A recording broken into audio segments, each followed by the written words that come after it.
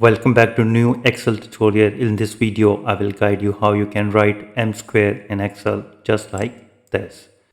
So write the m2 and now double click and select the 2.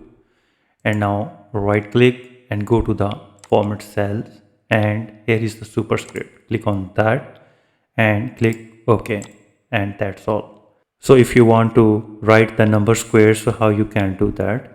Simply 3 by 2 and now double click and select the 2, go to the format cells and click superscript, click OK, and here you can see that it doesn't work. So how it can work? First you need to select the cell and go to the font under the home tab and click on this arrow and go to the number tab and click on the text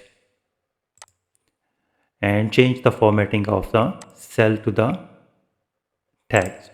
And now select the number, right click, go to the format cells and now superscript, click OK, and now that's it.